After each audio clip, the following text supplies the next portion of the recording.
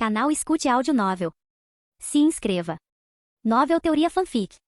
Sistema de Inteligência Diária, parte 25. Capítulo 213, A Armadilha. No instante em que saiu da tenda, o vento frio e a neve leve roçaram seu rosto, trazendo consigo o frio peculiar do final do outono no Reino do Norte. Louis inclinou ligeiramente a cabeça, olhando para o céu sombrio. Faltam menos de 3 horas. Ele rapidamente repassou mentalmente vários planos de contingência. O perímetro defensivo já estava construído e todos os tipos de armadilhas estavam prontos. O combustível para o pré-aquecimento e as bombas mágicas também já haviam sido transportados, aguardando apenas o momento de serem acionados quando a batalha começasse. Tudo estava conforme o planejado, então ele não ficou perturbado. Louis se virou para Lambert e ordenou: avise a todos os cavaleiros para se reunirem imediatamente. Tenho algo a dizer. Em menos de 15 minutos, no terreno aberto a leste do acampamento da Maré Vermelha, um contingente inteiro da Ordem dos Cavaleiros estava posicionado em formação. Louis subiu na plataforma improvisada, seu olhar percorrendo os cavaleiros que ele mesmo havia treinado. Ele falou sua voz não alta, mas cada palavra ressoando. De acordo com informações confiáveis, o ninho-mãe despertou completamente na fenda da Rocha Verde. A família devorada por vermes chegará à fronteira do território da Maré Vermelha dentro de 3 horas.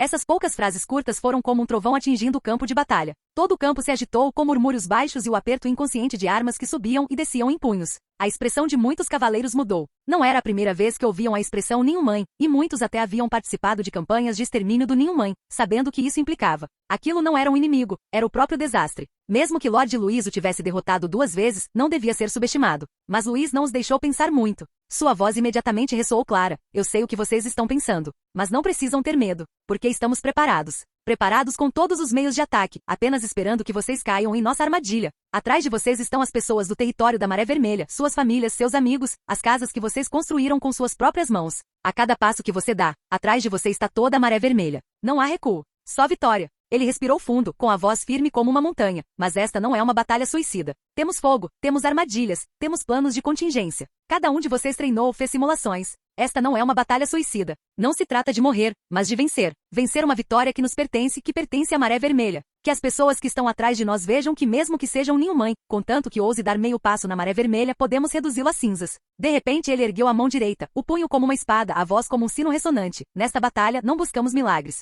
Acreditamos apenas na vontade humana. Acreditamos apenas no fogo. Acreditamos apenas nas espadas em nossas mãos. Todas as unidades. Cavaleiros da Maré Vermelha, preparem-se para enfrentar o inimigo. Inicialmente, houve um silêncio sepulcral. O vento norte uivava, levantando poeira e bandeiras de batalha no campo aberto. Mas ninguém se mexeu. Todos pareciam estar processando a informação que acabavam de ouvir. De repente, um estrondo metálico quebrou o silêncio. Era um cavaleiro de elite mais velho. Ele desembainhou lentamente sua espada, cuja lâmina brilhava com uma tênue aura vermelha de batalha à luz do sol, como uma faísca acesa. Então veio um segundo, um terceiro clank, clank, clank. Coluna após coluna de cavaleiros desembainharam suas armas, alguns empunhando espadas, outros lanças, com os olhares fascando enquanto observavam a figura na plataforma elevada. Mesmo que seja um ninho-mãe, contanto que Lord Louis indique o caminho, nós atacaremos. Ele não deixará que morramos em vão. Já os derrotamos 2 vezes e os derrotaremos uma 3ª vez, e depois continuaremos a derrotá-los. Lambert permaneceu em silêncio de um lado, observando a cena à sua frente e assentindo silenciosamente. Ele havia liderado esses cavaleiros em exercícios nos campos de treinamento,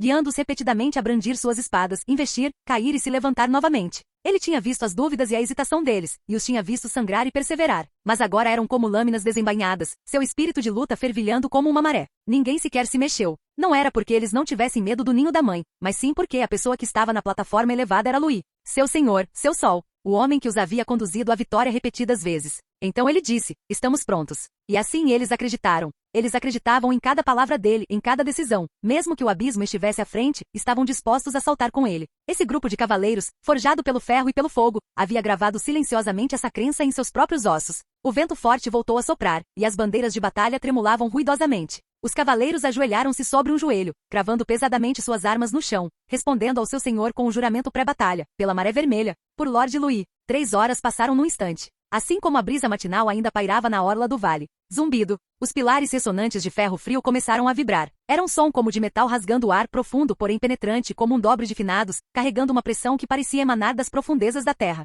Louis virou-se abruptamente, seu olhar disparando como uma flecha na direção da trilha da montanha. Não se tratava de uma força de sondagem pequena. Ele escutou apenas por um instante antes de concluir. Uma infestação de vermes em larga escala estava se aproximando. A alta frequência de vibração e o zumbido contínuo indicavam que essa força inimiga era extremamente numerosa, movendo-se muito rapidamente e exercendo pressão simultaneamente na superfície e no subsolo. Lambert disse ao lado dele: tanto as vias principais quanto as secundárias estão reagindo. A escala é maior do que o esperado. Eu sei. Os olhos de Louis estavam calmos. Esta é uma sondagem direta do Ninho Mãe e também uma oportunidade para nós. Antes que o zumbido cessasse, todo o acampamento militar da Maré Vermelha já estava em movimento. A casa cortada por vermes está chegando, disse um cavaleiro. Que timing perfeito! Debochou outro velho cavaleiro, abaixando a proteção facial. Nenhum dos cavaleiros hesitou. Eles já haviam sido inflamados pelo discurso anterior, e ouvir aquele zumbido foi como um incêndio descontrolado que se alastrou sobre palha seca. Alguns montaram em seus cavalos, outros ergueram lança-chamas, outros correram em direção às cordas de detonação perto das armadilhas. Não houve gritos nem pânico, apenas ação.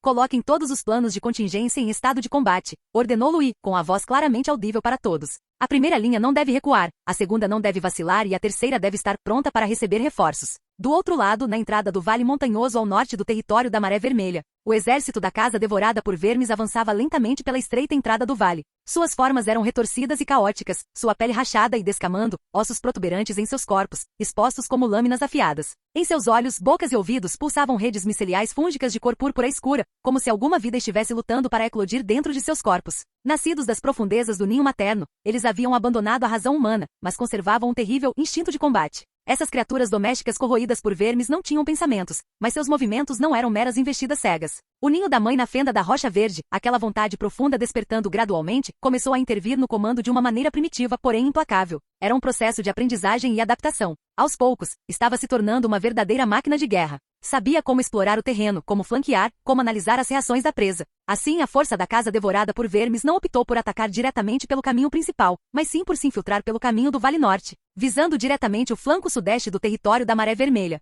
Aquela era uma área que parecia ter uma defesa fraca, uma terra de ninguém. E o que os guiava para frente eram apenas alguns poucos cavaleiros ligeiros que atacavam e fugiam pela mata. O ninho-mãe não detectou nenhum movimento na frente, e o exército da Maré Vermelha parecia estar evitando o combate e recuando. Cheirava a fraqueza. Então, ordenou à família devorada por vermes que acelerasse seu avanço, confiante e arrogante, como se já visse as ruínas da cidade corrompida e a terra arrasada atrás da família devorada por vermes. No entanto, não sabia que essa era precisamente a primeira camada de uma armadilha mortal preparada por Luís. Ao sul da cidade da Maré Vermelha, no andar superior de uma construção fortificada de terra, camadas de pessoas cercavam completamente a única janela pequena. Aquela pequena janela era o único olho, em todo o terceiro andar do edifício de barro que podia vislumbrar a batalha naquele momento.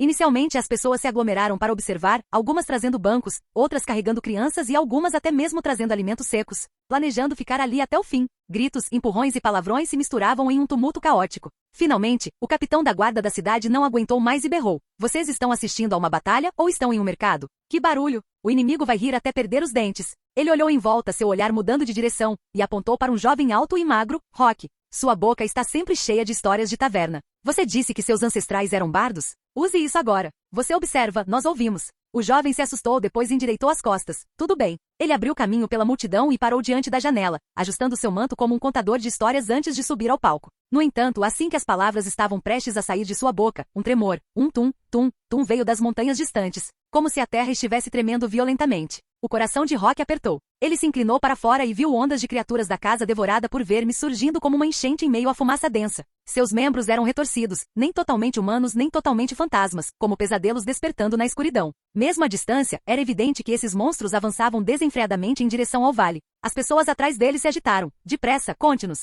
O que está acontecendo? Rock engoliu em seco e forçou um sorriso calmo. Não entrem em pânico, pessoal. Essa onda de monstros é, na verdade, o plano brilhante do Lorde Maré Vermelha, atraí-los para uma armadilha. Mas, secretamente, ele estava nervoso, pensando, como eu saberia o plano de Lord Louis? Estou apenas inventando isso para estabilizar a situação. Inesperadamente, a mentira que ele contou tornou-se realidade no instante seguinte. Bum! No topo da montanha, os mecanismos de hibernação rugiram subitamente e enormes espigões de madeira, carregando uma força irresistível, assobiaram em costa abaixo. Eles caíram no chão, esmagando instantaneamente as primeiras fileiras da casa devorada por vermes, lançando sangue e membros decepados pelos ares, com um ímpeto aterrador semelhante à ira de um deus da montanha. Os olhos de Rock quase saltaram das órbitas, mas sua boca rapidamente acompanhou o ritmo. Vocês ouviram isso? Esta é a primeira armadilha mortal preparada por Lord Louis. Toras rolando, castigo divino dos céus. Rugido. O povo também se empolgou e alguém gritou primeiro, bem lutado. Antes que as palavras fossem proferidas, o chão repentinamente cedeu com um estrondo, uma parte da parede de terra desabou e um óleo negro jorrou, elevando-se como as chamas do purgatório, queimando viva a casa devorada por vermes à sua frente.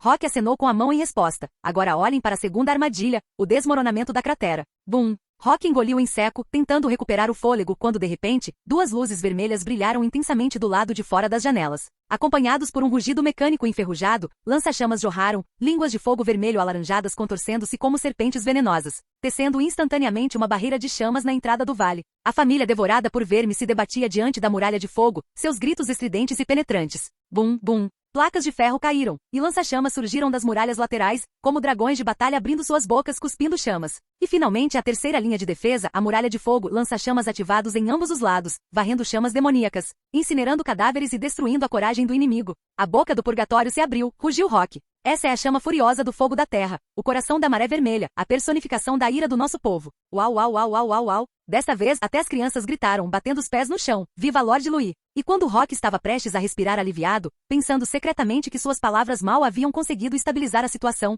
ele estava prestes a abrir a boca para confortar o povo comum, que aos poucos começava a relaxar. No entanto, um rugido repentino interrompeu seus pensamentos, fazendo tremer toda a construção de terra. Bum! Um rugido ensurdecedor, como um trovão, fez seu coração disparar violentamente. Rock virou a cabeça bruscamente, os olhos brilhando com um choque e uma excitação incontidos. Era uma bomba mágica. Uma bomba mágica tática e leve. Dezenas de bombas mágicas de luz desceram do céu, aterrissando com precisão cirúrgica entre o mar de fogo e o fundo do vale. Suas intensas ondas de choque destruindo instantaneamente tudo ao seu redor. Bum, bum, bum, bum. No instante em que cada bomba mágica explodia, o ar parecia se abrir, fogo e fumaça se espalhavam, e fragmentos de ossos e fluidos corporais da família devorada por vermes caíam como chuva de sangue brilhando no céu noturno, como uma chuva de estrelas carmesim. Em apenas 5 minutos, a primeira vanguarda do exército da casa devorada por vermes foi quase completamente aniquilada. Os olhos de Rock se arregalaram e ele ficou paralisado junto à janela, observando a cena chocante em descrença. A violenta corrente de ar provocada pela imensa potência quase agitou todo o ar do vale. Ele podia sentir o calor e a pressão no ar, e os tremores secundários das explosões o fizeram elevar a voz involuntariamente mais uma vez. Aquilo é bomba mágica, a arma de fogo escolhida pessoalmente por Lord Louis, especificamente para lidar com esses monstros. Seus restos mortais foram completamente esmagados sob este mar de fogo. Os espectadores já haviam esquecido o pânico inicial, seus olhos cheios de um espanto e choque indescritíveis. Mesmo que sejam monstros imortais, eles absolutamente não podem escapar. Este é o verdadeiro poder da maré vermelha. A voz de Rock estava rouca, mas ainda assim repleto de orgulho e paixão. Ele olhou para o povo comum que clamava com um sorriso nos lábios. Esta batalha, nós já vencemos. Essas breves palavras, como o toque de um sino pela manhã, ressoaram instantaneamente em todos os presentes. A multidão ficou em silêncio por 3 segundos, e então gritaram Viva Lord Louis! Alguém gritou primeiro, e então, como um monte de feno pegando fogo, toda a construção de barro entrou em frenesi. Homens gritavam, mulheres choravam, crianças agitavam os punhos. Todos os rostos estavam repletos de entusiasmo e fanatismo. Minha mãe tinha razão. Só o Senhor da Maré Vermelha é o verdadeiro herói que nos protege. Deus abençoa? Não, é o Senhor Luís que nos abençoa. Meu coração está acelerado há 2 dias, mas agora, sinto que mesmo que lá fora esteja um inferno, não temos mais medo. Lord Louis é como um general que desceu dos céus. Meu filho acabou de nascer, vou ensiná-lo suas primeiras palavras. Lord Louis. As pessoas conversavam animadamente, todas demonstrando reverência e gratidão. Uma avó idosa de cabelos brancos, apoiada em sua bengala, soluçava enquanto dizia, com Lord Louis aqui, nossas vidas valem a pena ser vividas. Outra pessoa estava tão entusiasmada que batia os pés. Vocês se lembram? A gente vivia catando raízes secas de capim na neve. Agora podemos morar em casas de barro, e tem gente nos protegendo. Não é que tenhamos sorte, é que seguimos a pessoa certa. Rock foi empurrado e cercado pela multidão, alguns enchendo suas mãos com pãezinhos cozidos no vapor, outros com frutas secas. Uma menininha chegou a amarrar um ramo de ervas secas no braço dele, sorrindo e dizendo, obrigada por nos contar tudo isso. Você fala como um herói de peça de teatro. Rock não sabia se ria ou chorava. Então você deveria agradecer a Lord Louis, não a mim. Eu sou apenas um contador de histórias. Os aplausos do povo eram ensurdecedores, quase fazendo com que as paredes de tijolos da cidade de terra tremessem. Mas Luís, de pé à beira do campo de batalha, não demonstrou nenhuma alegria. Seu olhar percorreu o mar de fogo e fumaça densa, os restos carbonizados da casa devorada por vermes, e pousou no vale florestal intocado ao longe.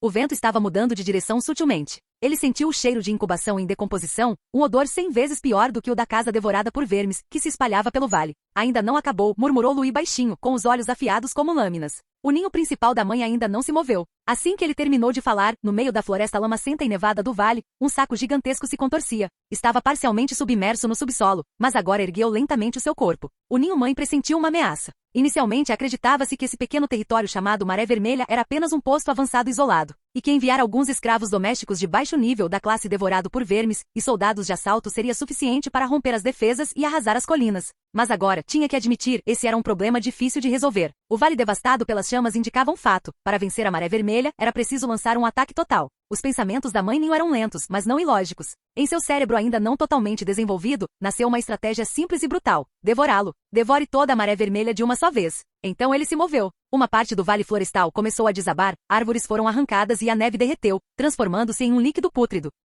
Um enorme saco de carapaça de inseto rastejou lentamente para fora do subsolo, com as costas cobertas por placas ósseas manchadas de preto e marrom e expelindo carne crua. Dezenas de tentáculos estendiam-se como trepadeiras ao redor do saco, roçando na neve remanescente e na terra queimada, produzindo sons úmidos e estaladiços. Ainda mais assustador, o verme doméstico translúcido deixava escorrer continuamente um líquido pelos poros do seu corpo. Eles eram como fetos incompletamente formados, deslizando para fora do saco do ninho materno, aterrissando, se contraindo, e em seguida, correndo imediatamente para a frente. Um grupo, outro grupo e mais um grupo. Esses membros da família corroídos por vermes não eram como as tropas ordenadas de antes, mas sim como uma inundação corrompida de número assombroso, que não deixava nada vivo em seu rastro, o ar aparentemente corroído. Rock observou a figura colossal avançar lentamente pela trilha principal da montanha, com a garganta apertada, incapaz de proferir uma única palavra. Cortinas de fogo pulverizando, pontas de madeira rolando, armadilhas contínuas, as defesas pré-arranjadas entraram em ação como mecanismos acionados prematuramente. Mas esses métodos letais que haviam sido altamente eficazes contra os vermes domésticos comuns, agora eram impotentes diante do ninho-mãe.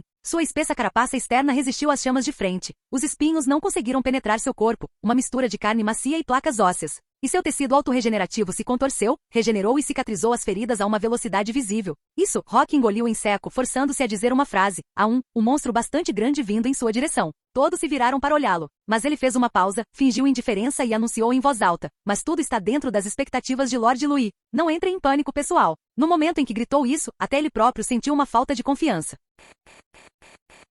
Canal Escute Áudio Novel. Capítulo 214. O Senhor lançou um sol. Rock observou a criatura colossal se contorcer na trilha da montanha, sua carne pulsando, cadáveres da casa devorada por vermes caindo como uma maré. Seus lábios tremeram levemente e um arrepio percorreu seu coração. Ele lançou um olhar discreto para Louis, que estava mais acima, tentando discernir qualquer indício de pânico ou hesitação no rosto do Lorde. Mas o que ele viu foi um leve sorriso. Você chegou, murmurou Louis, um sorriso lento se espalhando por seus lábios. Não tenho medo de que você saia. Tenho medo de que você se esconda e se recuse a aparecer. Já que você está disposto a sair da sua zona de conforto, essa questão se torna muito mais simples. Ele ergueu a mão e a acenou decisivamente, sua voz não alta, mas levada pela bandeira de comando através do vento e da neve, alcançando os olhos de cada esquadrão ao longo da linha de defesa. Bomba mágica pesada, preparem-se. Sim. O esquadrão de cavaleiros ao longe respondeu em uníssono. Os artilheiros, já emboscados atrás do muro de terra na encosta da montanha, agiram rapidamente. Os pesados tripés pousaram com um clunk tão estáveis quanto uma rocha. Imediatamente, uma grande bomba mágica completamente preta foi içada para o compartimento de carregamento, seu invólucro brilhando com uma luz fraca e fria.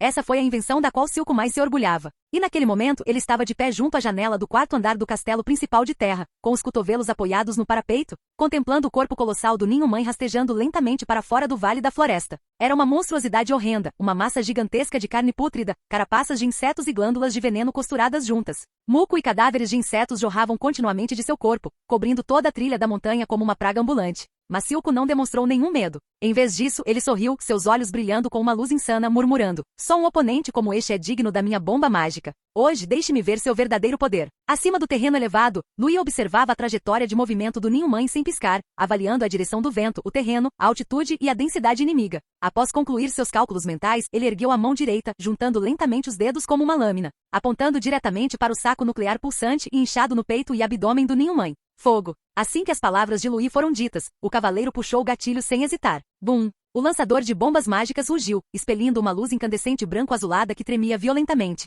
O tripé recuou subitamente, o forte impacto sacudindo o gelo e a neve, fazendo o chão tremer levemente. Diferentemente das bombas mágicas tradicionais, esta bomba mágica era um corpo de energia condensado e massivo, emitindo um zumbido baixo e abrasador que comovia a alma enquanto voava, como o fogo da retribuição divina caindo do céu. O ninho-mãe pressentiu isso, não através dos olhos, pois não possuía um verdadeiro sentido de visão, mas por instinto, uma percepção profundamente enraizada nos genes primitivos de uma criatura, ativada apenas no instante fugaz que antecede a morte. Naquele instante, houve uma pausa. Seu enorme corpo de artrópode tremia levemente na neve, todos os seus tentáculos ficaram imóveis. Até mesmo os cadáveres dos insetos parasitas pararam como se pressentissem anomalia no cérebro principal. A luz incandescente que caía do alto sem qualquer som, possuía mais opressão do que uma tempestade, mais poder destrutivo do que um vulcão. Uma estranha emoção surgiu em seu testamento. Não raiva, não vigilância, não a fome de um predador, mas medo. Medo verdadeiro. Não conseguia entender o que era aquilo, não conseguia nomeá-lo e nem mesmo em seus instintos encontrava alguma referência. Ela só sabia que se não fugisse, aquela coisa faria desaparecer. Mas já era tarde demais.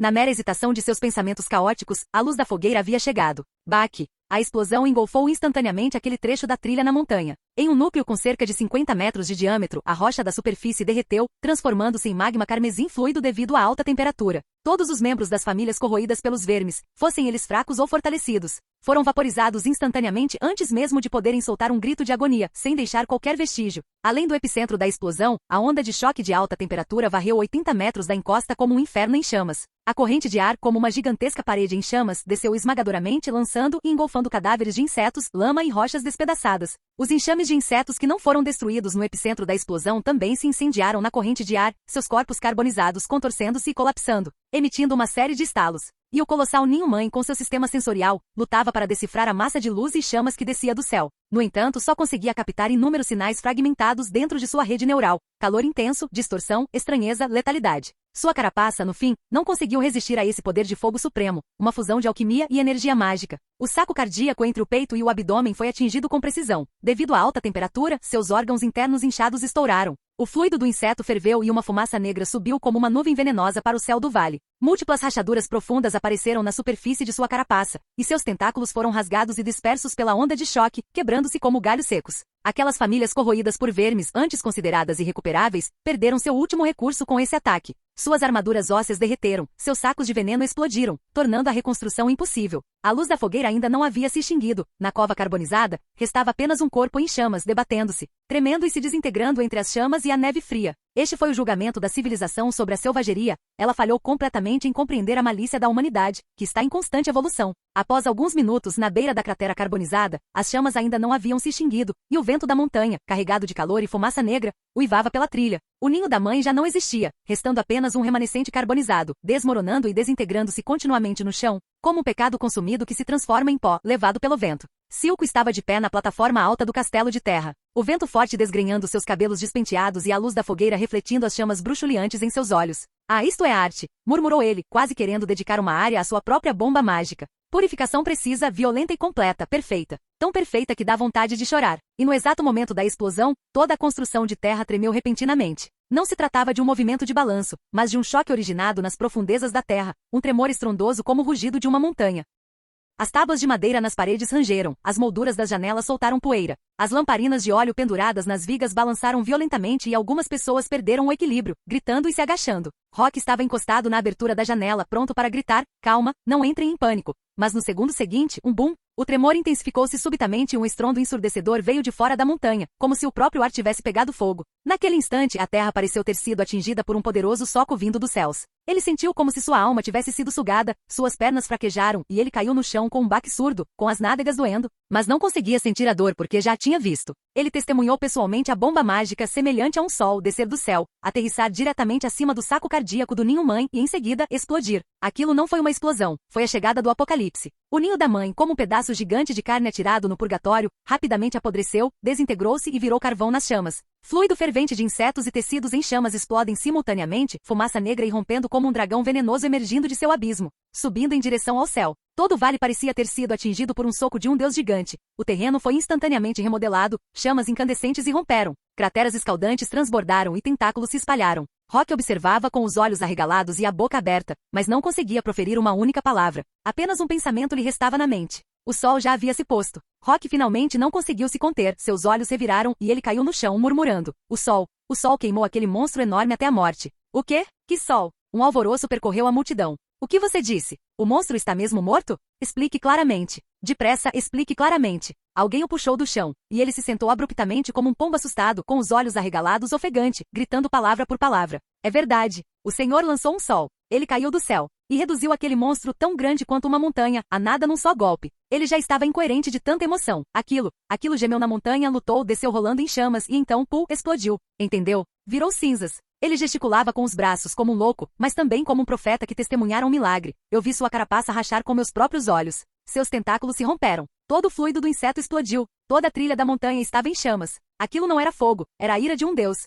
Acredite em mim, o Senhor é o mestre do sol. Dentro da construção de barro, após um breve silêncio, algo se incendiou. Com um estrondo, aplausos irromperam como uma torrente. O sol, o Senhor lançou um sol. Estamos salvos. O sol pertence à maré vermelha. A multidão aplaudiu, ajoelhou-se, gritou e chorou de emoção, como se as chamas também tivessem consumido seus peitos. Eles não conseguiam ver o campo de batalha, apenas reconstruindo o ataque terrível e sagrado em suas mentes através de Rock, seu comentarista temporário. Mas eles sabiam de uma coisa, essa batalha estava ganha. Eles sobreviveram. Seu senhor realmente havia lançado um sol ao mundo. Do outro lado, Louis estava de pé no terreno elevado, com uma expressão tão calma quanto a água. O vento frio, carregando o cheiro de terra queimada após a explosão, soprava das profundezas do vale, agitando sua capa. Uma fumaça negra ainda subia em espirais no céu, relutante em se dissipar. Ele não olhou para os restos carbonizados. O fluido fervente dos insetos, as carapaças retorcidas e os tentáculos estourados já não tinham qualquer significado para ele. O que realmente importava era, o saco conjuntivo do ninho-mãe havia sido completamente incinerado pelas chamas. Ele ergueu lentamente a mão, juntando o dedo indicador e o dedo médio e movendo-os para frente.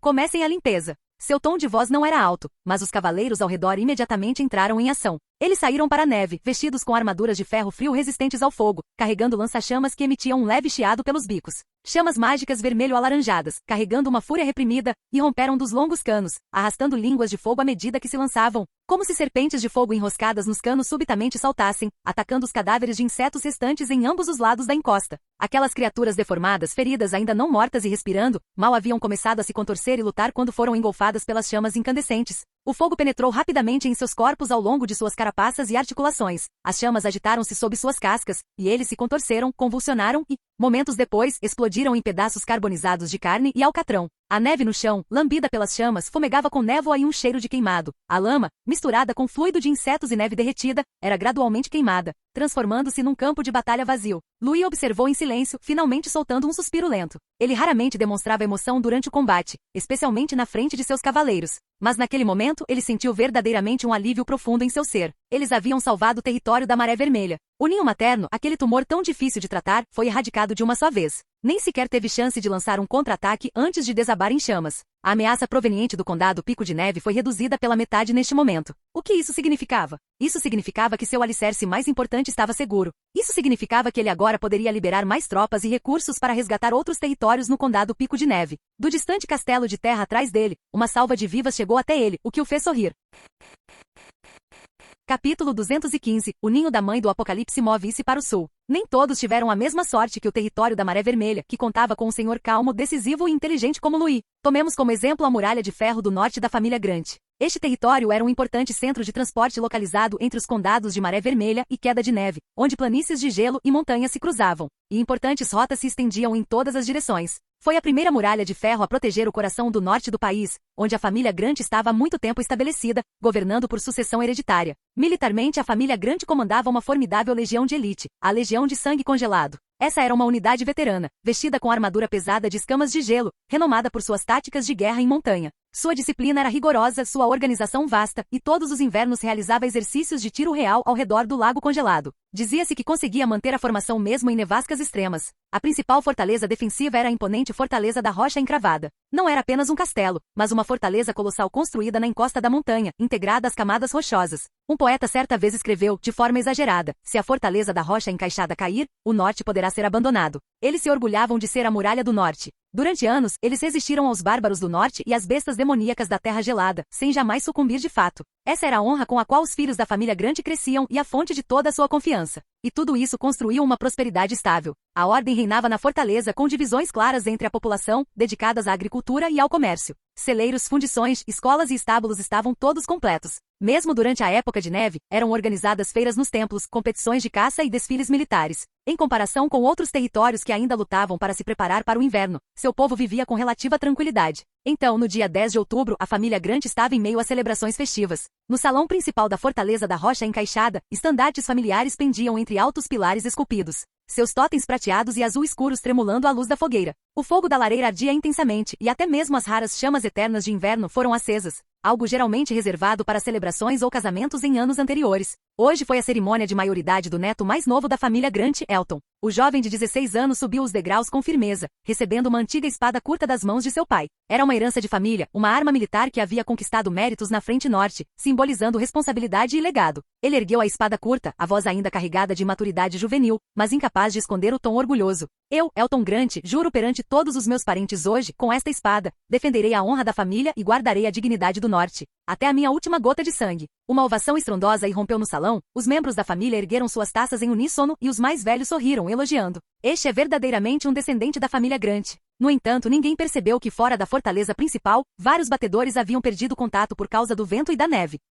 A cidade fora da fortaleza era pacífica. Os moradores estavam ocupados com os preparativos finais para o inverno. Alguns amarravam feixes de peixe seco em barbantes e os armazenavam em adegas. Outros levavam botas de couro gastas ao sapateiro de rua, enquanto vendedores montavam barracas vendendo rabanetes salgados e pastéis de carne curada. Na oficina do ferreiro da esquina, o clangor da bigorna ecoava. Um velho ferreiro, suando, forjava um braço de besta para uso na neve. Ele conversava com seu aprendiz enquanto martelava. Este ano está estranho. A neve está com meio mês de atraso e os lobos são raros. Parece que teremos um bom ano. Na academia da zona norte da cidade, um grupo de estudantes recitava em voz alta os Registros do Império de Ferro e Sangue com seu professor. Era um livro didático compilado pelo Império, que elogiava principalmente a ordem central e as conquistas. No pequeno templo a oeste da cidade, uma velha senhora de cabelos brancos ajoelhava-se diante do altar do incenso, acendendo trêmulo uma antiga lamparina de bronze. Ela murmurou: na noite passada, em meu sonho, o deus da neve chorou. Vários jovens que seguiam a fé ortodoxa imperial sorriram e balançaram a cabeça. A velha está recitando novamente os disparates do seu velho deus. Quem ainda acredita no deus da neve hoje em dia? Agora todos acreditam na graça sagrada do ancestral dragão. Sim, a família Grant nos protege bem. O que há para temer? Suas risadas se entrelaçavam com as vozes das crianças na neve e o clangor dos martelos, tecendo uma tapeçaria pacífica envolta pelo tempo. De repente, nuvens escuras surgiram sobre todo o território da família Grant, como uma maré negra que recua. Um vento frio desceu do norte, trazendo um odor fétido e estranho. O céu parecia estar obscurecido por alguma entidade colossal. A luz do sol diminuiu instantaneamente, como se o apocalipse tivesse chegado mais cedo. Um cavaleiro batedor saiu a galope pelo portão sul, mas antes que pudesse deixar a cidade, parou o cavalo assustado numa curva da estrada da montanha. Ele viu uma parede. Uma parede feita de carcaças de insetos e resina de colmeia, com mais de 10 metros de altura, bloqueia toda a estrada da montanha. Fragmentos de armadura, membros decepados e cabeças pendiam de sua estrutura externa sustentada por ossos, e a resina, ao pulsar, parecia respirar lentamente. Era uma verdadeira cidade cadáver viva. O pomo de Adão do cavaleiro mensageiro subiu e desceu, e ele sussurrou uma frase. É uma cidade construída de cadáveres. No instante seguinte, o ninho da mãe do apocalipse emergiu da névoa. Avançou lentamente pela estrada principal da montanha, arrastando um túnel de quilômetros de extensão feito de carapaças de insetos, cada centímetro das quais fervilhava com sacos larvais ainda não eclodidos. Um fluido corrosivo pingava de seu abdômen enorme, derretendo a neve em lama negra e expelindo uma névoa viscosa e vermelho sangue. A vanguarda era formada por enxames de criaturas domésticas comuns, as chamadas vermes comidos. Essas criaturas grotescas e mutantes usavam armaduras humanas esfarrapadas. Seus membros eram retorcidos, as órbitas oculares vazias, as bocas abertas até as orelhas, expelindo constantemente um fluido gástrico escaldante e venenoso que podia corroer metal e rocha à distância. Um esquadrão da casa devorada por vermes correu para o posto avançado ao pé da montanha. Os soldados desembainharam seus arcos, prontos para a batalha, mas antes que 3 saraivadas pudessem ser disparadas, a muralha da cidade desabou sob o fluido gástrico escaldante. Sombras negras invadiram a cidade, gritos, lamentos e o som de ossos quebrando se entrelaçavam numa sinfonia de carne e sangue. Alguém ergueu uma espada para resistir, mas foi mordido na espinha por um membro da família devorada por vermes que havia se infiltrado por trás. Alguém tentou escapar, mas descobriu que as trilhas da montanha em todos os lados já estavam cercadas pelo enxame. A única saída era a morte. Uma jovem se escondeu em uma pilha de lenha, tapando a boca com medo de gritar. Ela viu uma família corroída por vermes arrastando o cadáver de sua mãe, o corpo com apenas metade do rosto, ainda murmurando: ajude-me a acender o fogo e cozinhar. Um jovem pai tentou impedir que um membro da família devorada por vermes subisse no parapeito da janela com uma faca de lenha. Com apenas uma garra, o membro da família o rasgou pelo pescoço, espalhando sangue no rosto do filho atrás dele. O menino caiu no chão, chorando alto, e foi imediatamente descoberto pela família devorada por vermes. Todo o posto avançado durou menos de 15 minutos antes de ruir completamente. Em seguida vieram as aldeias. A família corroída pelos vermes que escapou da fortaleza, correu em alta velocidade para as aldeias abaixo da montanha. Casas foram destruídas, estábulos pegaram fogo e o toque de alarme dos sinos da torre acabou se tornando um lamento fúnebre. Algumas mães fugiram para a floresta com seus filhos, mas lá encontraram mais vermes domésticos ao seu redor. No chão branco e gelado, o sangue manchava uma série de totens despedaçados, registrando as lutas finais da vida. Enquanto isso, nos níveis superiores da fortaleza da rocha embutida, o banquete da família Grant estava em pleno andamento. Dentro do opulento salão de banquetes, o ar se enchia com o aroma da carne assada, taças de prata tilintavam e a lareira ardia intensamente. O jovem Elton, vestindo uma capa bordada em prata, ergueu orgulhosamente seu cálice, brindando aos seus familiares. Nesse instante, um estrondo repentino ecoou de fora do salão de banquetes. Não era um trovão, mas o impacto ressonante da maré vermelha atingindo as paredes e muralhas da montanha, como o rufar de tambores de guerra. Então veio a segunda e a terceira, cada vez mais próximas e pesadas. A porta do salão de banquetes foi aberta com um estrondo, e um capitão cavaleiro irrompeu no local, com metade da armadura derretida e sangue escorrendo pelas frestas. Seu rosto estava tomado de terror, e ele rugiu. Ataque inimigo. Monstros estão aqui. A cena imediatamente mergulhou no caos. O conde levantou-se abruptamente, seu rosto passando da raiva à frieza, e ordenou imediatamente: fechem a fortaleza interna. Reúnam a legião de sangue congelado e sigam-me até a muralha para enfrentar o inimigo. Mas tudo já era tarde demais. Através da janela traseira do salão de banquetes, a estrada da montanha ao longe parecia ter desabado. Em meio à maré vermelha crescente, o conde Grant viu o ninho-mãe do Apocalipse pela primeira vez. Era um colosso aterrador, com a parte superior do corpo semelhante à de uma Virgem Maria abraçando com os braços estendidos. Mas o rosto era composto por inúmeras faces humanas atormentadas, os olhos cerrados, vertendo sangue e dando origem a enxames de insetos que se contorciam.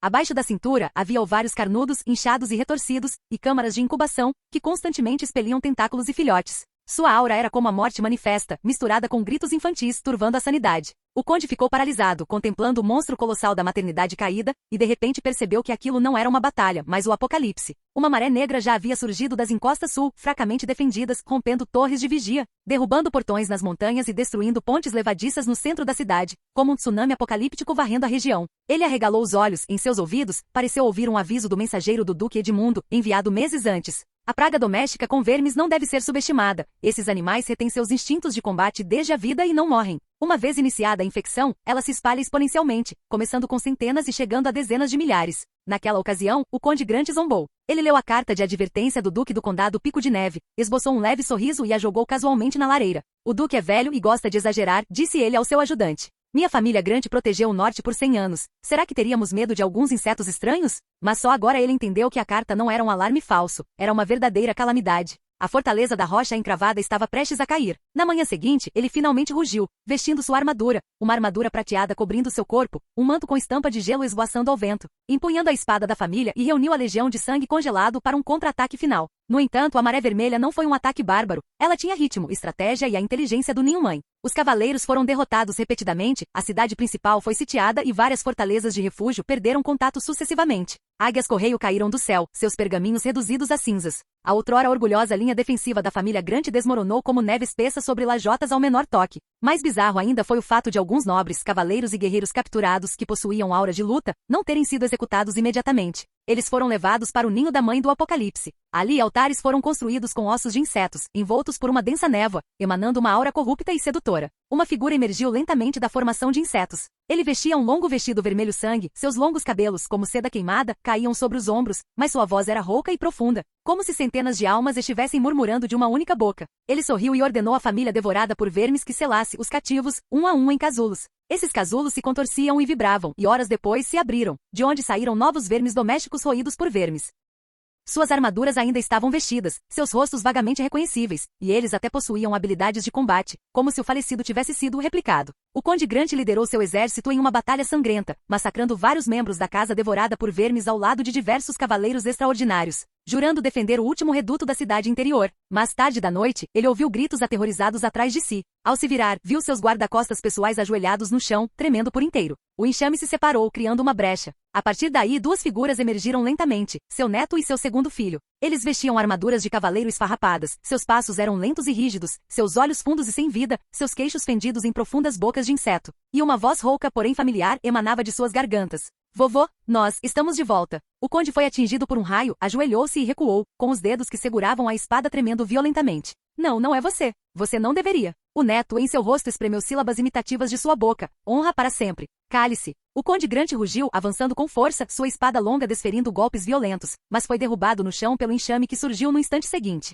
Ele lutou e rugiu, golpeando sem parar, mas eventualmente, suas forças se esgotaram e ele foi capturado. A bruxa de vestes vermelhas caminhava lentamente, semicerrando os olhos enquanto o observava, como quem admira uma pedra de jade à espera de ser esculpida. Que exemplar impressionante a outrora muralha do norte. Agora apenas uma casca maleável. A seda dos insetos, como uma maré, subiu por todo o corpo do conde, lentamente o envolvendo em um casulo gigante. Finalmente nasceu uma nova família corroída por vermes. A criatura carregava restos de armadura nas costas, o emblema da família Grant ainda estava pendurado em seu peito, mas seu rosto estava distorcido, seus olhos vazios. O ninho da mãe do Apocalipse zumbia na noite escura, a maré vermelha recomeçou, pisando em neve e sangue, movendo-se lentamente para o sul. Capítulo 216. O fim do amigo. 2 meses antes do surgimento do ninho da mãe do apocalipse, o território pioneiro de Paul Calvin finalmente presenciou uma virada. É claro que isso foi resultado dos arranjos secretos de seu irmão mais velho, Selton Calvin. Para salvar a reputação de seu meio-irmão no território do norte e evitar que ele se tornasse motivo de chacota, Selton enviou secretamente uma tropa de elite, levando alimentos resistentes ao frio, artigos de couro e componentes simples para a construção de fortes de pedra. Ele também designou vários cavaleiros veteranos rigorosos e oficiais de base com múltiplas conquistas em batalhas na fronteira para servirem como um grupo de consultores, para auxiliar Paul na reorganização do acampamento. Para quem via de fora, Paul parecia ter repentinamente dado sorte e finalmente entrado nos trilhos. Em 2 meses, torres de vigia foram erguidas junto ao rio, e postos de observação rudimentares, mas práticos, foram construídos entre as passagens das montanhas. O acampamento recuperado do pântano também começou a tomar a forma de um castelo. As áreas de fogueiras e de armazenamento de grãos foram claramente demarcadas, patrulhas começaram a ser posicionadas em pontos fixos e até mesmo uma pequena competição de caça a animais selvagens foi realizada, elevando ligeiramente o moral. Paul sentou-se na varanda de madeira improvisada do prédio principal, observando a fumaça subir e descer sobre seu território, e finalmente esboçou um sorriso há muito perdido. Eu não sou um fracasso, murmurou ele suavemente, segurando uma pena de escrever e desenrolando um pergaminho. Ele planejava redigir um relatório de batalha para enviar ao seu pai, que morava no sudeste. Embora o frio extremo do território do norte seja implacável, eu, Paul, não recuei. Espera-se agora que o território seja autossuficiente, as torres de vigia estão estáveis e a expansão está à vista. Por favor, fique tranquilo, pai, o sangue da família Calvin não esfriará no campo de neve. Enquanto escrevia, ele fantasiava sobre retornar um dia para a família, vestido com uma armadura dourada, com poeira de neve ainda grudada em si, entrando no salão de banquetes da família Calvin. De ambos os lados da longa mesa, seus irmãos se levantavam, seus olhares entrelaçados. Seu pai, geralmente taciturno, também pousou a taça de vinho, encarando-o com uma rara demonstração de emoção nos olhos. Você está mesmo vivo. E conseguiu? Murmurou seu pai, com a voz rouca. Ele não respondeu, mas simplesmente espalhou um relatório de batalha após o outro sobre a mesa, como quem espalha um punhado de fichas preciosas. Ele viu Louis, seu meio-irmão sortudo, ajoelhado a seus pés e sussurrando.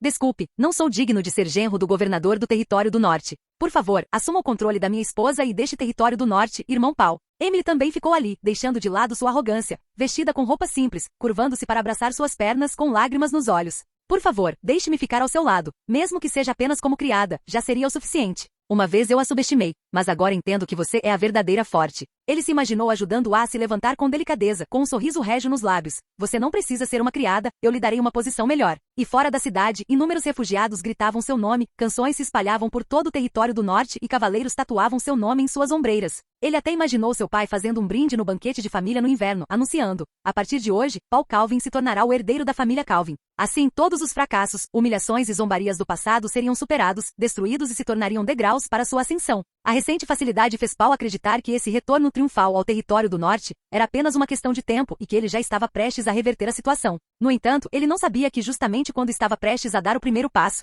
o ninho-mãe de segunda geração havia surgido silenciosamente na parte norte de seu território. Uma névoa negra já se espalhava pela floresta, e os tentáculos da casa devorada por vermes haviam penetrado à noite, rastejando em direção à fronteira de seu território. Quanto mais brilhante a fantasia, mais cruel a destruição da realidade. 10 de outubro, território do Paul. O céu estava pesado como ferro desde o início da manhã, com nuvens escuras e densas, sem nenhum sinal de luz solar. Ninguém percebeu que um novo ninho-mãe de segunda geração estava descendo lentamente na extremidade da cordilheira. Seu corpo estava coberto por carapaças de insetos e um tecido negro semelhante a metal, arrastando órgãos segmentados. Como se uma sombra gigante tivesse emergido do apocalipse. As unidades avançadas da casa devorada por vermes se espalharam como uma maré negra, deixando apenas ruínas e terra queimada nas aldeias por onde passavam. Peixes mortos e aves aquáticas em decomposição flutuavam no rio, e os cães selvagens nas margens começaram a morder seus semelhantes e a fugir em pânico. O posto avançado no passo da montanha havia perdido contato há muito tempo, e os pássaros no céu fugiram para o sul em pânico. Na densa floresta, uma névoa de insetos se espalhava silenciosamente, como se o mundo estivesse sendo coberto por uma espécie de miasma indescritível. Paul ainda estava imerso em sua sensação de vitória, acreditando que sua dificuldade havia se transformado em doçura, até que de repente seu cavalo relinchou, com os cascos dianteiros erguidos. Um sentinela à frente cambaleou em sua direção, coberto de sangue, com o peito afundado e os olhos revirados, como um corpo dilacerado e despedaçado. Ele desabou diante do cavalo de Paul, e no instante seguinte convulsionou e rastejou pelo chão, cuspindo uma perna de inseto semelhante a uma língua, e atacou Paul. Protejam o senhor. Os guardas rapidamente deceparam a cabeça do homem e a trituraram em pedaços. Embora ileso, o rosto de Paul estava pálido como a morte, e ele quase caiu do cavalo. Isso foi O que está acontecendo? O que é isso? Ele gaguejou com os olhos arregalados de medo, e os guardas pessoais presentes trocaram olhares, todos sentindo que algo sinistro se aproximava. E apenas alguns minutos depois, a crise se instalou por completo. Paul ordenou apressadamente que todos se reunissem. 300 soldados com armaduras pesadas deixados por Selton, e dezenas de cavaleiros da Aura se alinharam nos arredores do acampamento, com a intenção de bloquear o inimigo. Mas eles não conseguiram se manter firmes nem por alguns minutos. A casa gigante devorada por vermes surgiu como uma montanha, saltando da névoa e rasgando diretamente a armadura peitoral dos soldados da linha de frente. Diversos corpos gigantes da família devorada por vermes estavam entrincheirados na linha de defesa, avançando como espantalhos. Jatos de fluido viscoso foram lançados do ar, incendiando os corpos dos soldados, e as barreiras de aura se desintegraram como papel. Paul ficou para trás, aterrorizado, observando o acampamento se transformar em um verdadeiro inferno. Aqueles castelos que ele próprio havia projetado ruíram em chamas e fumaça densa. As torres de vigia recém-erguidas tornaram-se pontos de apoio para a família corroída por vermes se agarrar. Cavaleiros familiares lamentaram-se ao caírem na densa neblina, arrastados por patas de insetos. Ele chegou a ver a gigantesca casa devorada por vermes, formada por dezenas de cadáveres, contorcendo-se como uma única entidade, despencando do desfiladeiro da montanha. Estava coberta com os rostos dos cavaleiros de seu território. O rosto de Paul estava pálido, e ele se virou e correu, chegando a chutar um cavaleiro que o bloqueou, gritando: "Rápido! Preparem os cavalos! Estou partindo! Vão imediatamente para o território da Maré Vermelha em busca de ajuda. Eu pessoalmente preciso, não, eu sou do sangue da família Calvin. Não posso morrer aqui, parem com eles." Em meio ao caos, ele se desfez do capacete e da armadura e, acompanhado por uma dúzia de guardas pessoais, galopou pelo vale lateral atrás do acampamento, abandonando os soldados e oficiais que ainda resistiam. Naquele momento ele não tinha tempo para se preocupar com honra, responsabilidade ou comando. Só lhe restava um pensamento: viver, eu preciso viver, este desastre não é algo que eu possa suportar. Paul foi escoltado à força através do cerco por seus subordinados, fugindo durante todo o percurso. Seu rosto estava coberto de poeira, sua capa chamuscada, e ele parecia absolutamente miserável. Atrás dele estava o acampamento completamente desmoronado em um mar de fogo, e à frente, o campo de neve envolto em um denso nevoeiro, com o zumbido constante de insetos. Ele não ousou olhar para trás até que uma figura familiar surgiu das chamas. Era o seu cavaleiro guardião, o cavaleiro que o protegia desde criança, agora transformado em um ser devorado por vermes, com olhos vazios, o rosto coberto de fios de insetos contorcidos, abrindo a boca para morder um cavaleiro. "Matem-no! Matem-no!" Paul gritou, procurando às pressas sua espada, mas a jogou fora alguns segundos depois, montando em seu cavalo para fugir. Após fugirem por várias horas, descansaram brevemente em uma caverna improvisada na montanha, na retaguarda, preparando-se para abrir caminho para o oeste. Mas foram recebidos com um desespero ainda maior. Os olheiros trouxeram notícias. A maioria dos pontos de ruptura havia caído. Pior ainda, uma unidade doméstica com aparência familiar da espécie família devorada por vermes estava se aproximando da caverna. Paul olhou para a distância e reconheceu os rostos deles. Seu capitão da guarda, o súdito leal que o protegera das flechas na noite fria, agora vestia uma armadura esfarrapada, com insetos se contorcendo em suas órbitas oculares. O mordomo enviado por Selton, que lhe ensinara a etiqueta na juventude, avançou agora com a boca rasgada e contorções grotescas. E a sua tão alardeada ordem de cavaleiros, cujas insígnias agora estavam cobertas de manchas de sangue. Seus rostos estavam distorcidos, e suas bocas pareciam ainda estar chamando por Lord Paul, mas cheias de falsas repetições e ecos. Paul caiu no chão murmurando: "Não, impossível, eles não deveriam ser assim." Independentemente do que ele pensasse, a realidade era que ele foi rapidamente cercado. Ele tentou escapar, mas espinhos de insetos perfuraram seus membros, pregando-o firmemente à parede de pedra das ruínas da fortaleza. Ele lutou desesperadamente, com o sangue jorrando e o rosto pálido, mas não morreu imediatamente. E em seus momentos finais, em vez disso, ele sorriu, com os olhos cheios de loucura e maldições. "Louis, estou te esperando. Vamos ver quanto tempo você aguenta? Eu não devia ter vindo para o território do norte. Eu não devia ter acreditado neles. Maldito velho, irmão, e você, Louis, por quê? Porque tudo deu certo para você." Seus olhos, antes de morrer, estavam cheios de relutância. Infelizmente ninguém ouviu, ninguém viu. Paul morreu de raiva e desespero, engolindo seu último gole de sangue em agonia.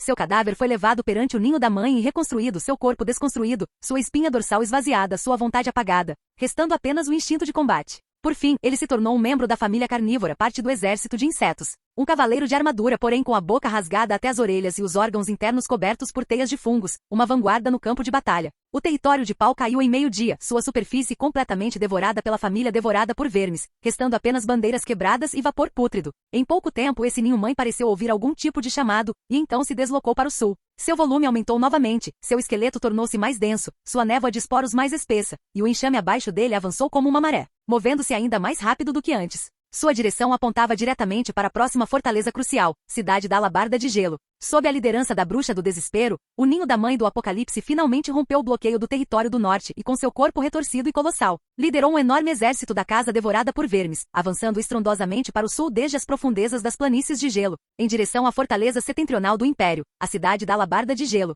E não se tratava apenas deste ninho-mãe. Acompanhando o ninho-mãe do apocalipse, havia 23 ninhos-mãe de primeira geração e segunda geração, que estavam adormecidos sob o território do norte. Algumas se assemelhavam a árvores tombadas, outras a casulos invertidos, carregando seus subninhos especializados, sistemas parasitários e vontade de enxame, despertando sucessivamente ao longo do caminho, causando um impacto destrutivo em todo o território do norte. Esta foi uma guerra não declarada, um massacre semelhante a um desastre natural. Por onde passavam, os membros da família devorada por vermes invadiam as fortalezas humanas como uma maré, e ovos de insetos. Parasitas e tentáculos contaminados se espalhavam rapidamente como uma praga. Óleo incendiário, envenenamento, muros de terra e torres de flechas, táticas que haviam obtido sucesso militar em batalhas contra os jurados da neve, mostraram-se quase ineficazes contra essa inteligência coletiva, completamente desconhecida e avassaladora. Apenas os feudos dos grandes nobres acima do título de conde, confiando em suas acumulações ancestrais, foram capazes de resistir por um curto período. A maioria dos feudos de pequenos e médios nobres foram extintos numa onda de insetos, como faróis de papel. Muitos senhores feudais nem sequer tiveram tempo de enviar um único pedido de ajuda antes que todo o seu território, com toda a sua população, mansões e torres de vigia,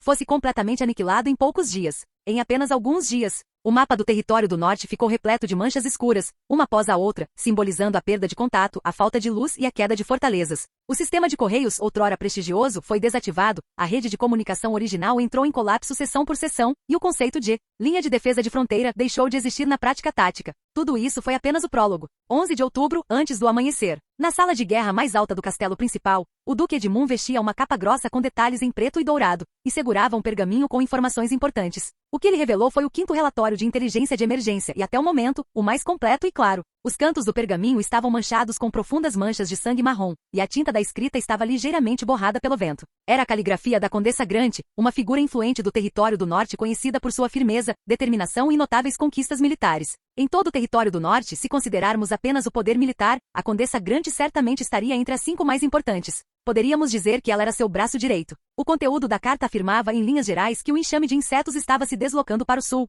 Os ninhos-mãe estavam despertando e os feudos nobres ao longo do caminho estavam caindo um após o outro, seus exércitos completamente aniquilados, restando apenas alguns poucos sobreviventes. O que estava destinado a acontecer, aconteceu, murmurou ele. Ele já havia previsto esse desastre há muito tempo, mas não esperava que acontecesse tão cedo, pois achava que tinha pelo menos mais 2 ou 3 anos. E veio com tanta intensidade de forma tão abrangente. Não apenas um ninho-mãe, mas 23 ninhos-mãe de primeira e segunda geração surgindo simultaneamente em todo o território do norte. A casa devorada por vermes invadiu simultaneamente vários feudos, e as defesas dos senhores do território do norte ruíram camada por camada como gelo frágil. Um território nobre após o outro silenciou. Ele franziu a testa, mas não havia pânico nem medo em seu rosto, que fora marcado pela determinação dos anos e da guerra. Era a calma forjada por anos de vida militar. Não era a primeira vez que ele enfrentava um desastre natural, nem a primeira vez que via amigos e subordinados perecerem no campo de neve. Em contraste, os mensageiros nobres em pânico e os enviados do Senhor implorando por reforços pareceram particularmente dissonantes. Ele não enviou reforços. Não porque ele não os salvaria, mas porque já não fazia sentido. Todos os feudos que ainda conseguem resistir manterão suas posições. Aqueles que não conseguem já foram submergidos. Após dizer isso, ele simplesmente apagou os marcadores no mapa tático um por um. Então ele ordenou que a cidade da Alabarda Gelada fosse completamente selada, com a Legião de Ferro Frio assumindo o controle dos portões da cidade. Modo fortaleza de guerra ativado, toda a cidade em estado de prontidão para combate, celeiros trancados, armamentos deslacrados. Essa fortaleza de guerra se isolaria, tornando-se o último escudo do território do norte. Ao mesmo tempo, ele ordenou ao seu comandante cavaleiro de confiança que levasse seu selo e documentos selados diretamente para a capital imperial, para enviar o sinal de socorro de mais alto nível do império ao imperador. Ele sabia que aquilo não era mais apenas um desastre do território do norte. Tratava-se de uma conspiração que tinha como alvo todo o império e até mesmo toda a civilização humana. Cidade da Alabarda de Gelo se tornaria o último elo, trancando firmemente o ninho-mãe no território do norte. Capítulo 217. Resgate. Vento e neve invadiam a torre de vigia destruída, e o cheiro de sangue e fluido de esporos se misturava num fedor nauseante. Willis estava de pé sobre a meia destruída da muralha da cidade, olhando fixamente para o objeto gigante que emergia lentamente da neve nevoada à distância. Ele apertou o punho da espada, mas percebeu que seus dedos tremiam levemente. Mesmo já sendo um cavaleiro de alta patente, ele não conseguia controlar a sensação pesada e incômoda de sufocamento em seu peito. Esse era o ninho-mãe. Era maior e mais bizarro do que ele havia imaginado. Como um tronco de árvore tombado ou a espinha dorsal de alguma criatura que não deveria existir, arrastou um rio inteiro de criaturas devoradas por vermes, contorcendo-se pela planície de gelo. Willis cerrou os dentes e olhou para o território atrás dele. Este pequeno vale foi construído por ele ao longo de um ano. Ele se lembrava de cada estrada de pedra, de cada casa e do nome de cada morador. Ele suara e sangrara por esta terra, verificando pessoalmente à noite se as juntas dos muros de pedra estavam firmes e puxando carroças de toras com os moradores durante o dia. Agora talvez tudo fosse destruído. Ele não conseguiu conter um riso amargo. Mesmo que o ninho-mãe não me ataque primeiro, é a minha vez. Os dois territórios mais próximos do Vale da Montanha de Gelo do que o dele já haviam caído. As informações trazidas por seus cavaleiros batedores continham apenas gritos vagos e chamas, e eles nem sequer conseguiram encontrar cadáveres completos, resistindo por apenas meio-dia. O ninho-mãe nem se deu ao trabalho de devorá-los completamente, apressando-se em busca de sua próxima presa. Será que consigo durar mais do que eles? Murmurou com os olhos um tanto vazios. Willy sabia muito bem que o que havia enfrentado antes eram apenas unidades de vanguarda. Aquelas criaturas mortas-vivas com cascas negras e devoradas por vermes eram meros aperitivos para o ninho da mãe, e ele já havia perdido quase um terço de seus cavaleiros ao eliminá-los, e isso mesmo com o aviso de Luiz, que conhecia suas fraquezas. Agora que a aterrorizante mãe ninho havia chegado pessoalmente, será que ele conseguiria resistir? Ao final de sua visão, uma sombra gigantesca surgiu como um navio afundado na neblina. Ela arrastava inúmeros tentáculos contorcidos, e por onde passava, o solo nevado se transformava em um pântano de fluido esporulado. A floresta gemia e a terra parecia tremer, mas ao ver sua forma física, ele quase jogou sua espada no chão e fugiu para o sul. Mas naquele instante, ele se lembrou da carta que Louis havia escrito. Aquela carta, escrita em frases extremamente simples, que ele lera 3 vezes, palavra por palavra. Seu local é o próximo alvo do ninho-mãe. Depois que eu resolver as coisas aqui, enviarei pessoas para apoiá-los. Quanto mais tempo vocês conseguirem resistir, mais pessoas poderão salvar. Ao ler, eu chegarei, ele sentiu uma vontade repentina de rir. Aquele garoto realmente pensou em salvar pessoas? Em enfrentar ativamente um inimigo desses? Quem ele pensa que é? Mas ele também entendia que somente Luiz ousaria dizer eu chegarei, quando o ninho da mãe estivesse pressionando. Willis virou a cabeça e olhou para o muro de pedra dilapidado, mas ainda de pé. Recuar? Claro que ele podia recuar. Os cavaleiros estavam lá, os cavalos de guerra ainda estavam lá, e até mesmo a rota de fuga lateral estava preparada. Ele poderia garantir sua própria sobrevivência. Mas quando pensou nos moradores que ainda se escondiam em porões, perto de armazéns e sob paredes destruídas, quando pensou nos olhares deles o encarando, e que essas eram as pessoas que ele havia protegido pessoalmente durante um ano, ele não conseguiu voltar atrás. Ele também não queria voltar atrás. Vamos esperar mais um pouco, disse ele. Ele cerrou os dentes e rugiu. Só mais algumas horas, só mais algumas horas. Chamas se elevaram da torre de comando atrás dele, e ele brandiu sua espada com força. Aquilo foi um sinal e uma promessa.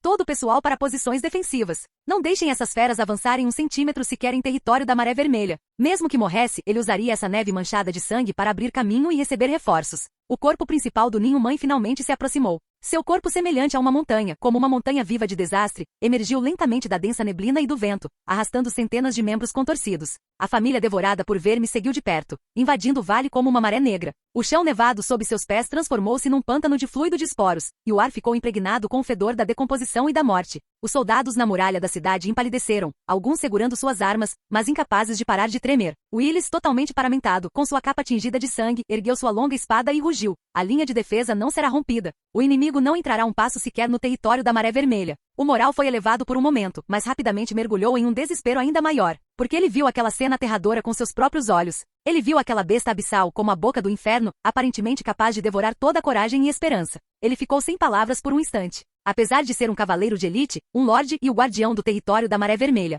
Mas naquele momento, ele hesitou. Willy se obrigou a não olhar para os moradores do vale escondidos em casas e porões em ruínas, a não ouvir o choro das crianças. Ele se obrigou a acreditar. Aguenta só mais um pouquinho, só mais um pouquinho. Mas ele sabia que desta vez, o resgate poderia realmente não chegar. Quando o ninho-mãe subitamente ergueu um de seus galhos, tão grosso quanto uma muralha, rompendo completamente a linha de defesa ocidental. Naquele instante, soldados foram arremessados para o céu como sacos de areia, e toda a seção de fortificações desabou com um estrondo. Sua determinação interior também desmoronou. Willis murmurou, me desculpem, pessoal. Ele estava prestes a ordenar uma retirada completa. Nesse instante, grito. Do horizonte, um grito agudo rasgou o ar. Um projétil com uma cauda flamejante rasgou o céu noturno, sua velocidade e ímpeto como um meteoro colidindo com o mundo mortal. Bum! Naquele instante, o céu e a terra pareceram se romper. Uma explosão colossal irrompeu no peito do ninho-mãe. Chamas se alastraram em uma onda de 100 metros de altura, e a onda de choque escaldante esmagou tudo. Os pertences da família, corroídos por vermes, foram instantaneamente incinerados, transformando-se em carvão ou lançados ao céu. E até mesmo o ar ao redor pareceu ser sugado, criando uma pressão semelhante a um vácuo.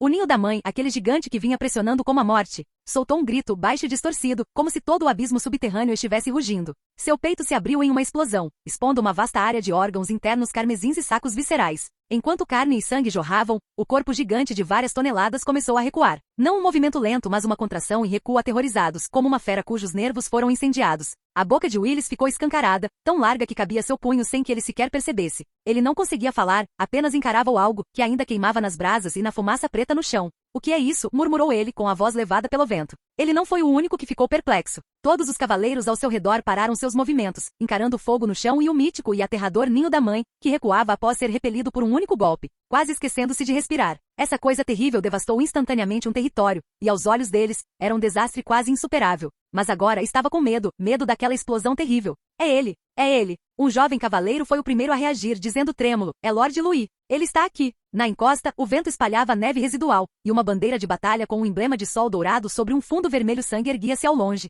Essa era a bandeira do território da Maré Vermelha. O sol dourado surgiu em meio a chamas intensas de fogo e ferro, como que para dissipar essa escuridão e desespero. Cavalos de guerra relincharam, cascos levantaram poeira, e um jovem comandante desmontou de seu cavalo, aterrissando como uma águia. Seu pesado manto de batalha esvoaçava ao vento. Ele tirou o capacete, seus cabelos negros refletindo a luz da fogueira, seus olhos afiados como lâminas, sua voz firme como um martelo golpeando um tambor. Equipe de ataque de fogo, avance. Formação de lança-chamas 2. Alvo, áreas densamente infestadas por vermes. Ele era, claro, Luiz Calvino. Aos olhos de Willis, Louis naquele momento não era mais humano, mas um deus descido dos céus, trazendo fogo e fúria, vindo em nome do ancestral dragão, lutando pelos desesperados. Bum! Outra bomba mágica pesada assobiou de um lançador portátil, cortando o céu noturno e atingindo com precisão o peito do ninho-mãe. O núcleo despedaçado explodiu completamente em chamas e rugidos, como se estivesse imbuído de relâmpagos celestiais. Sangue negro e névoa de esporos jorraram, e a carapaça do inseto se estilhaçou em fragmentos. O ninho-mãe soltou um lamento distorcido, metade de seu corpo desabou e dezenas de seus membros se contraíram e caíram. Queria escapar, recuar, mas foi sufocado pelas chamas, incapaz de se mover. Lança-chamas em primeira linha. Avance 3 passos. Incinere os corpos com esporos de insetos. Grito. Ao comando de Louis, dezenas de cavaleiros lança-chamas acenderam seus bicos simultaneamente. A pomada escama de fogo jorrou colunas de fogo escaldantes na noite, entrelaçando-se em uma cortina infernal de chamas que incinerou em grandes quantidades os membros restantes da casa devorada por vermes. Aquelas casas da família, rugindo e lutando contra os vermes, explodiram, se contorceram e viraram cinza sob a alta temperatura. Este ninho-mãe era mais evoluído, por isso não morreu depois de receber 2 bombas mágicas. Tremia dolorosamente, tentando abrir a boca para liberar névoa de insetos, mas foi atingido na cabeça por uma terceira bomba mágica. Com um estrondo alto, sua cabeça explodiu, desabando sobre a terra queimada como uma fruta podre e em decomposição, imóvel. Todo o campo de batalha ficou em silêncio por 3 respirações. Morto, Willis murmurou com a voz repleta de incredulidade. Assim, sem mais nem menos. Este ninho-mãe aterrador, neste mar de fogo e explosões, foi completamente destruído assim de repente. As chamas ainda ardiam, e um leve cheiro de sangue impregnava a terra queimada. Willis estava de pé sobre a muralha destruída da cidade, com os cabelos chamuscados por faíscas, o rosto coberto de fuligem e arranhões, parecendo ter saído rastejando de uma pilha de cadáveres. Ele ofegava enquanto limpava o sangue do rosto, observando a equipe de combate a incêndios recuar de forma ordenada, e não pôde deixar de dar um sorriso amargo. Nesse instante, um cavalo de guerra fortemente blindado entrou nas ruínas, e uma capa vermelha e dourada familiar esvoaçava ao vento. Louis. Willis correu ao seu encontro. Louis desmontou, tirando as luvas enquanto o olhava algumas vezes com um tom calmo, mas com um toque de cansaço e preocupação. Você aguentou até aqui, você se saiu bem. Os nervos de Willis, que antes estavam tensos, relaxaram, e ele balançou a cabeça com um sorriso amargo. Quase não consegui me segurar. Se você tivesse chegado alguns minutos depois, eu realmente teria corrido. Então não cheguei tarde demais, disse Louis, dando um tapinha no ombro dele. Onde estão seus homens? E as baixas? Mais de 20 cavaleiros morreram, e há outros 70 com ferimentos leves ou graves. As perdas entre os milicianos são ainda maiores, você pode ver por si mesmo. Luiz assentiu com a cabeça, seus olhos não demonstrando culpa, mas sim ouvindo atentamente e disse em voz baixa, vocês não perderam a cidade e salvaram muitas pessoas. Esta batalha não foi vergonhosa. Após falar, ele olhou para os montes carbonizados da casa devorada por vermes à distância, depois se virou para Willis e disse, deixarei 2 equipes com lança-chamas e um médico com vocês. Seu pessoal deve descansar primeiro e eliminar os membros da família devorada por vermes que ainda não foram completamente eliminados. Também fiz um pedido ao departamento de logística para que vocês me forneçam alguns suprimentos, para tentar repor o estoque. Louis prosseguiu, preciso me apressar para outras partes do condado Pico de Neve. As linhas de defesa daqueles nobres ao norte estão prestes a ruir, e preciso impedir a propagação do enxame antes que ele saia do controle. Willis assentiu com a cabeça sem fazer mais perguntas.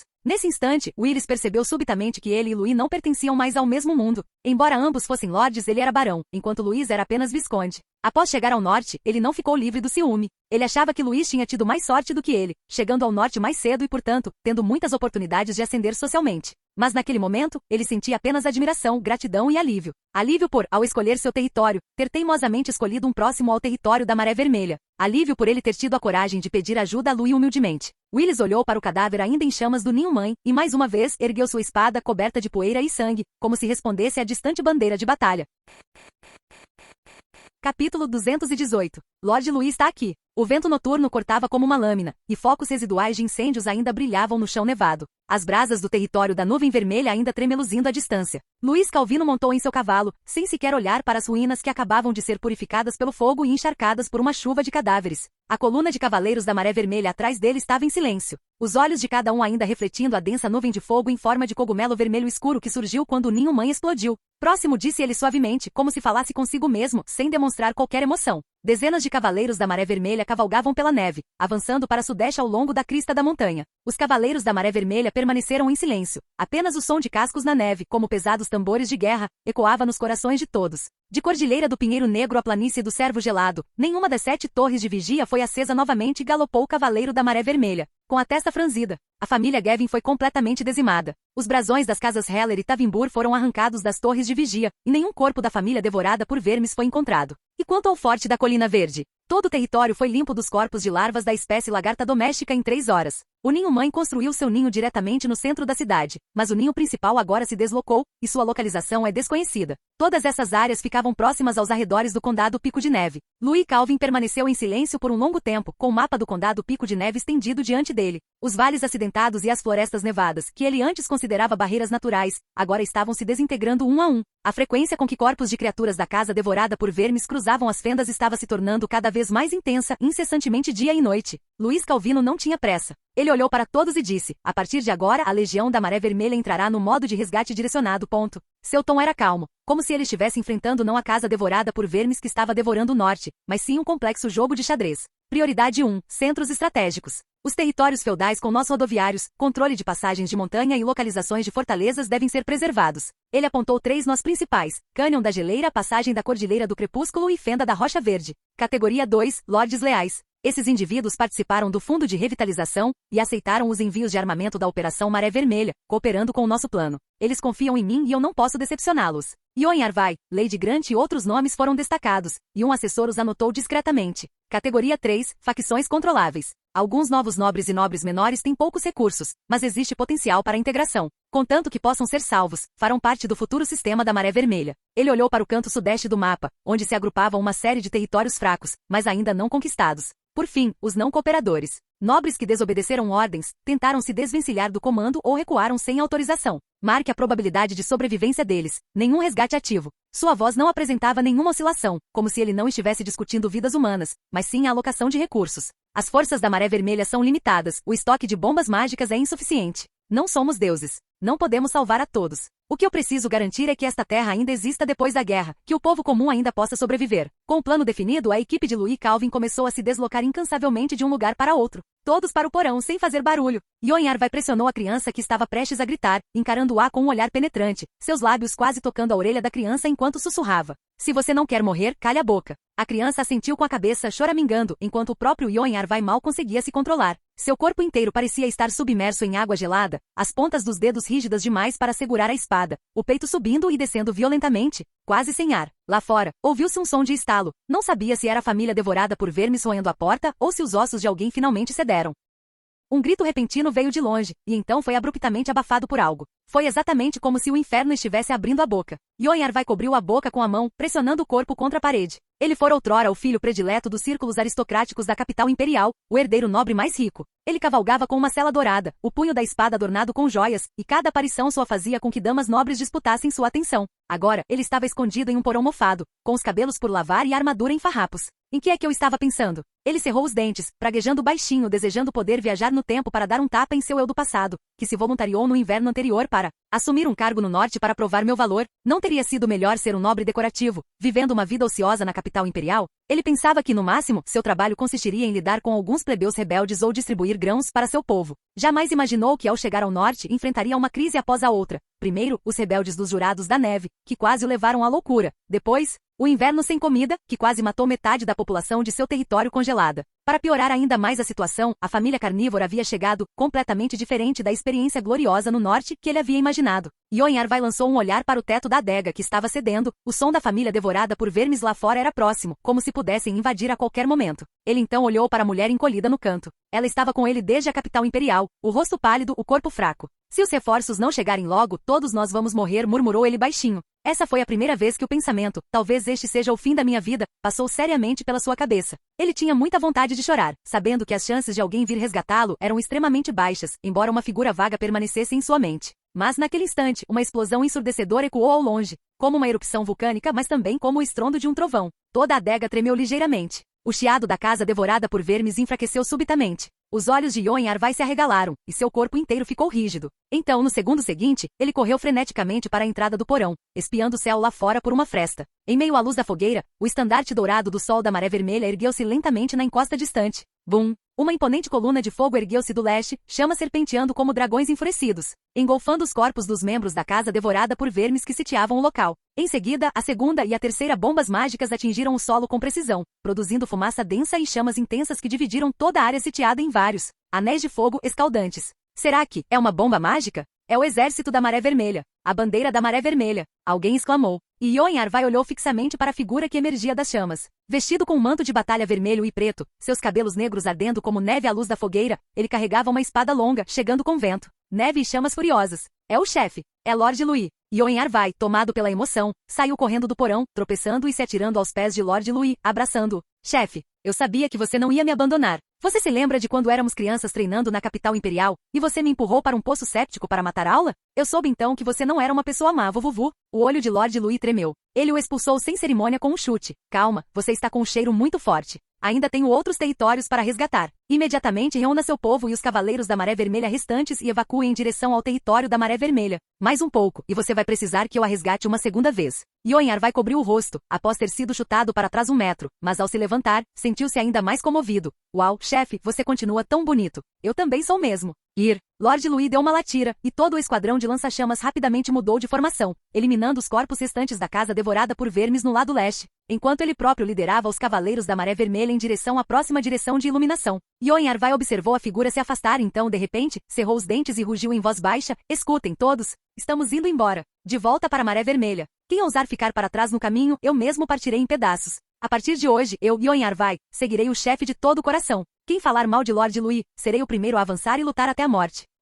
Próxima parada, Notiborg. Quando a bandeira da Maré Vermelha foi hasteada no topo da montanha, o que Lord Louis viu não foi uma formação acolhedora de cavaleiros da Maré Vermelha, mas sim uma ruína carbonizada devorada pela casa devorada por vermes. Muros de pedra haviam desmoronado, bandeiras de batalha queimadas, e vento e neve varriam os esporos que rodopiavam no ar. O cheiro de madeira queimada misturado com sangue impregnava a atmosfera. Não dá para perceber que isto já foi território exclusivo de Notiborg, murmurou Lambert. Louis Calvin não disse nada. Simplesmente levantou a mão. Esquadrão de ataque, comecem a limpeza. Equipes com lança-chamas avancem por setor. Prestem atenção às áreas com alta concentração de sacos de esporos. No instante em que a ordem foi dada, as chamas rasgaram o denso nevoeiro e os lança-chamas rugiram, incinerando um grande número de membros da família devorada por vermes, transformando-os em carvão. O esquadrão de lançamento de bombas mágicas imediatamente prosseguiu com uma segunda onda de purificação explosiva. A família devorada por vermes se espalhou, contorceu-se e lamentou à luz da fogueira, como uma fenda para o inferno. 20 minutos depois, o campo de batalha ficou em silêncio. Sobreviventes encontrados. Alguém gritou. De uma passagem subterrânea escondida na parte de trás da fortaleza, uma dúzia de cavaleiros da Maré Vermelha, cobertos de sangue e com armaduras danificadas, foram trazidos para fora.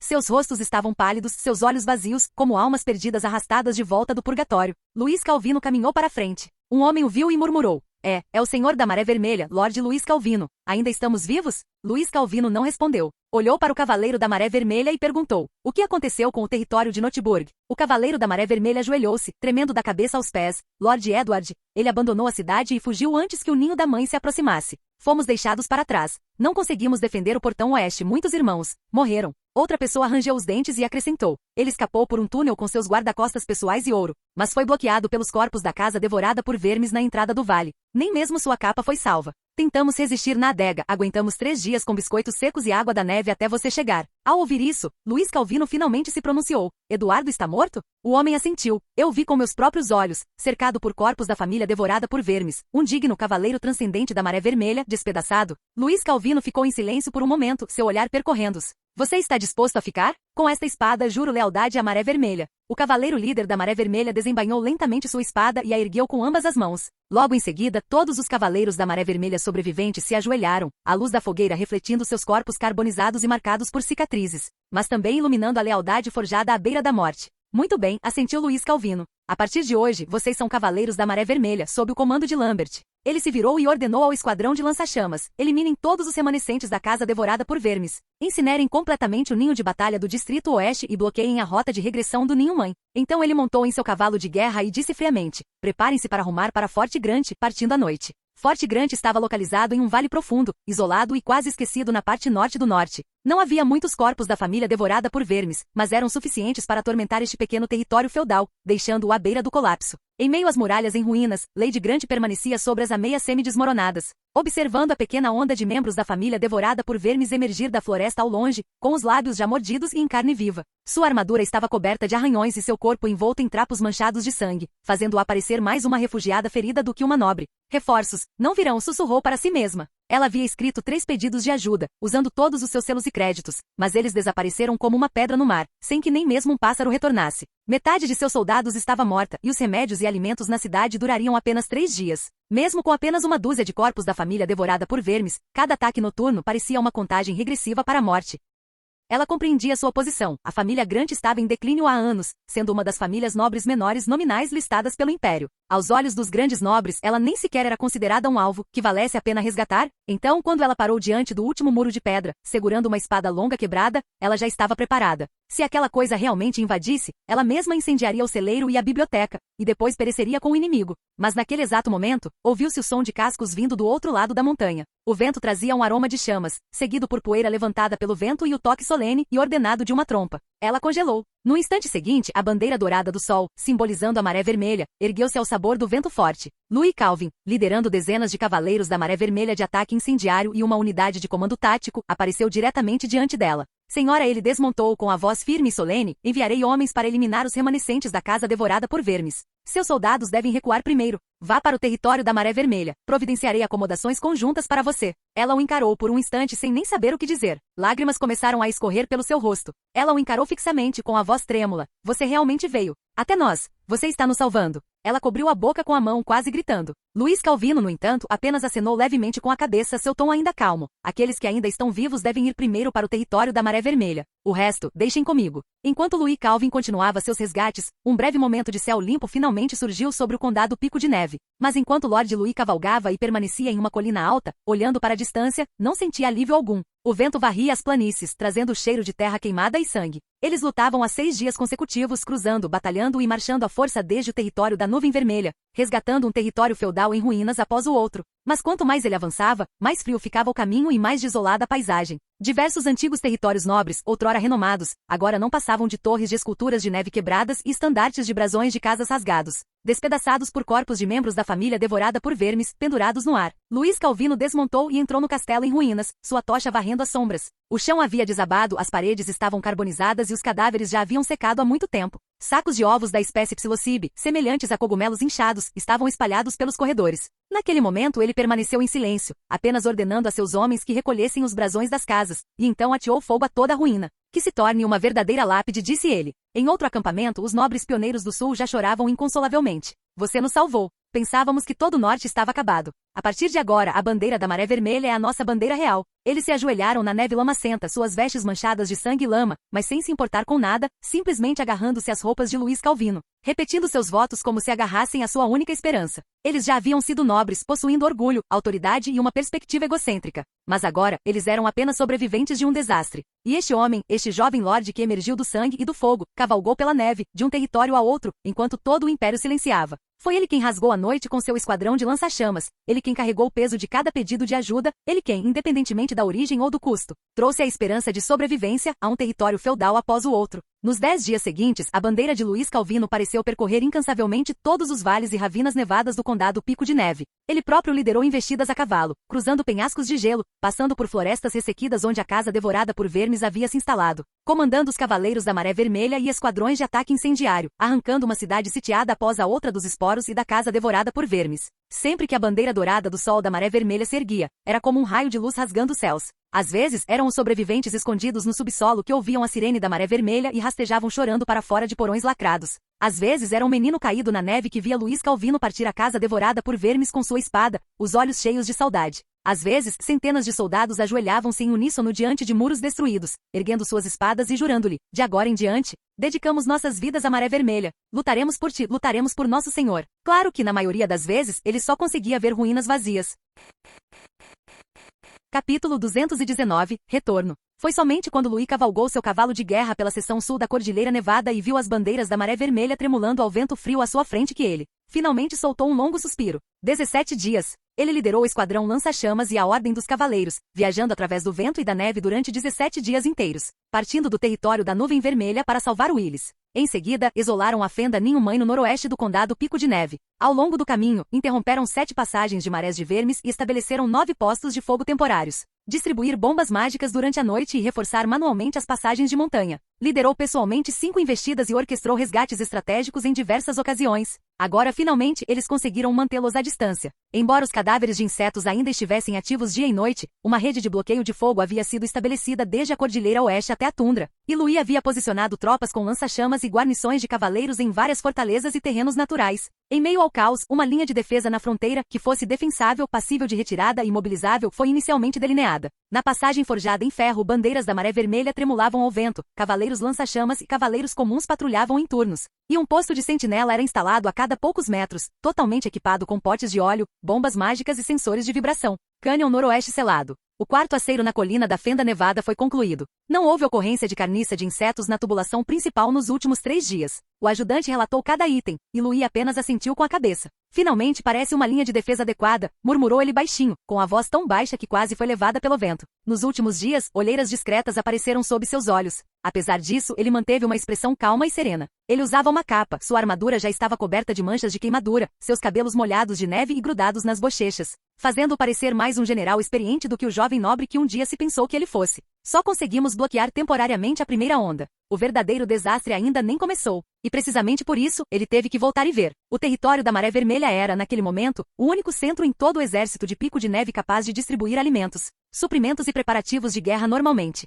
Se não conseguissem aproveitar esse período de transição para se mobilizar, coordenar e fortificar, o próximo avanço da Maré de Vermes não significaria apenas o colapso de uma família específica, mas sim o colapso de toda a linha de defesa. Retornem ao território da Maré Vermelha, disse ele, e a cavalaria começou a ajustar a direção da marcha. Nas terras altas da fronteira sul do território da Maré Vermelha, abrigos temporários contínuos ondulavam como ondas ao vento frio, estendendo-se até onde a vista alcançava. Essas eram as pessoas comuns e os nobres que escaparam com vida depois que suas casas foram destruídas pelo Ninho-Mãe. Vestiam roupas esfarrapadas com os rostos pálidos, segurando crianças ou idosos pela mão, alguns amparando familiares doentes, outros carregando urnas com cinzas ainda quentes, ajoelhados na entrada temporária do canal, montada pelo exército da Maré Vermelha, aguardando uma lista de inscrição. Ao ouvirem que ele havia chegado, um murmúrio baixo irrompeu da multidão. Não era o general de que falavam, nem um nobre poderoso, mas sim Luiz Calvino, o salvador deles, cavalgando lentamente pela avenida central entre as tendas.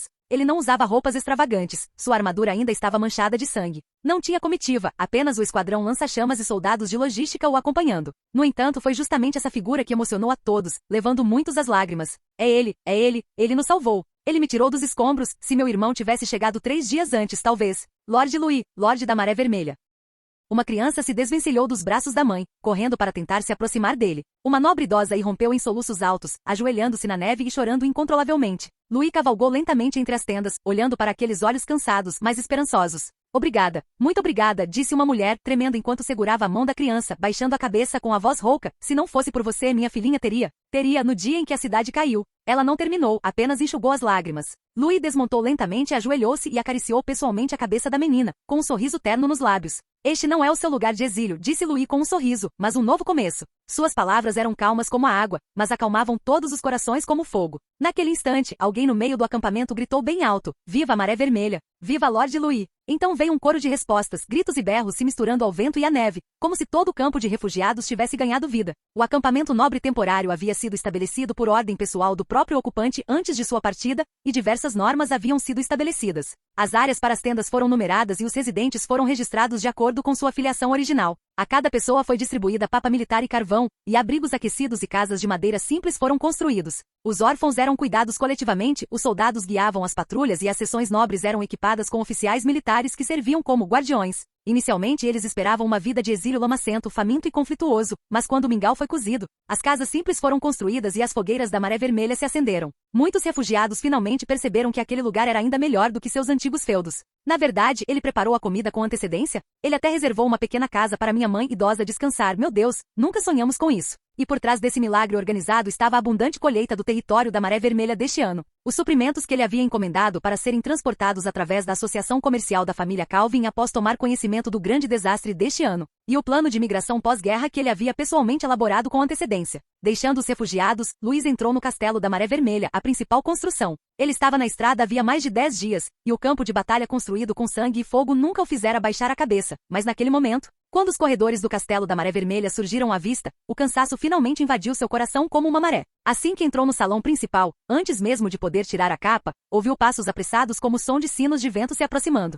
Luiz, você finalmente voltou. A primeira era Emily, com um chale cor de neve, os olhos com as bordas vermelhas, mas ainda mantendo a postura elegante de uma dama nobre. Só que quando ela se atirou em seus braços, suas mãos tremeram levemente com urgência. Esta última era Sif, com seus cabelos curtos e prateados ainda manchados de cinzas, parada ao lado com uma expressão carrancuda, dizendo friamente: Finalmente você se dignou a retornar. Mas antes que pudesse terminar, ela também baixou a cabeça e o abraçou, desviando o rosto apenas por não querer que ele visse seus olhos marejados. Só estive fora por alguns dias e vocês dois parecem ter perdido a alma. Louis riu, abraçando os dois, um de cada lado. Era como se toda a poeira da batalha no corpo de Louis tivesse se dissipado naquele abraço caloroso. Mais de 10 dias, Emily fez um bequinho, olhando para cima com os olhos cheios de um desejo incontido. Você disse que mandaria notícias em 3 dias, mas só podemos ficar sabendo da sua situação por meio de soldados feridos. E você estava na linha de frente, atacando pessoalmente? Sif rangeu os dentes e lhe deu um soco. Você não sabe o que significa, senhor. Eu sei, disse Louis com um sorriso impotente, bagunçando os cabelos deles. Se vocês tivessem visto aquelas pessoas naquele campo de batalha, vocês entenderiam?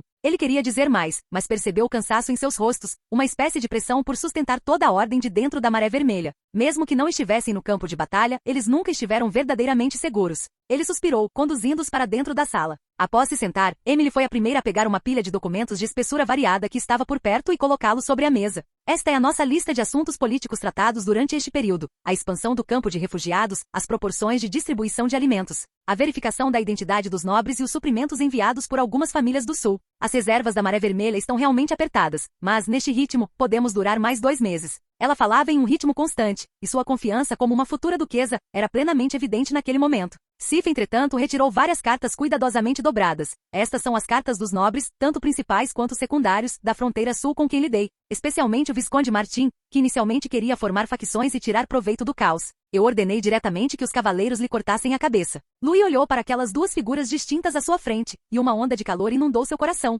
No campo de batalha, ele forjou uma linha de defesa com fogo, mas dentro desse território, foram eles que protegeram a ordem por trás das muralhas da cidade com sua sabedoria. Vocês dois, disse Louis suavemente, sua voz como uma faísca de fogo acendendo-se silenciosamente na noite fria, são meu verdadeiro alicerce. Mal ele terminou de falar, Emily ergueu delicadamente o queixo, com um sorriso nos olhos que não escondia sua alegria, como se tivesse recebido uma recompensa merecida e preciosa. Sempre fui assim, respondeu ela suavemente. Sif, no entanto, pareceu pega de surpresa por essas palavras, seus lóbulos das orelhas rapidamente ficando vermelhos, seu olhar percorrendo o ambiente. E finalmente ela soltou um murmúrio suave, virando-se para servir o chá.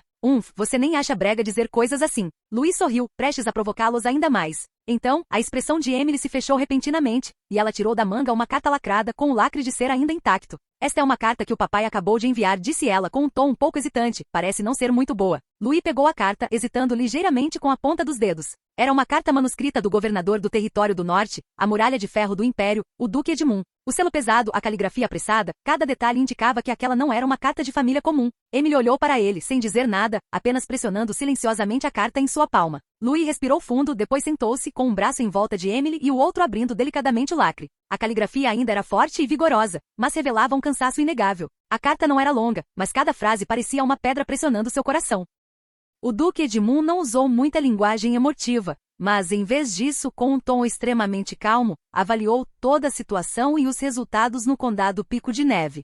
Claramente, ele já tinha uma boa compreensão das operações de Louis e de sua eficácia, aparentemente graças às informações fornecidas por Emily. Mas nem mesmo o governador mais rigoroso conseguiu esconder um traço de orgulho na carta. Vocês defenderam o condado Pico de Neve. Este é um dos poucos condados no norte que ainda consegue distribuir alimentos, acolher refugiados e enviar forças de combate. Tenho orgulho de você, não apenas por ser meu genro, mas porque você conquistou o que a maioria dos nobres não consegue. Contudo, o tom da segunda metade da carta mudou ligeiramente, embora a linguagem permanecesse calma, um toque de solenidade permeava as entrelinhas.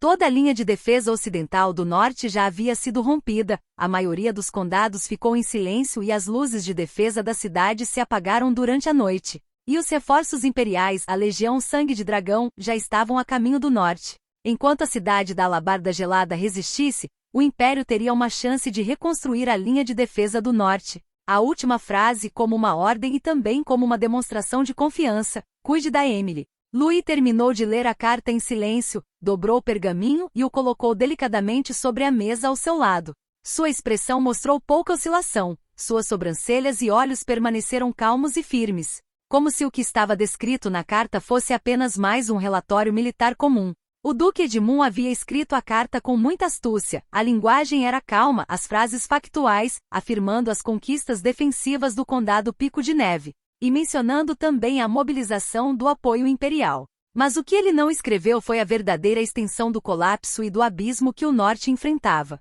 No entanto, Louis já sabia em seu coração, pois possuía uma rede de inteligência mais abrangente do que qualquer outra pessoa, o sistema diário de inteligência. A verdade que ele via era ainda mais profunda do que a de Edmund. A população do norte era menos de 1/5 do que fora outrora.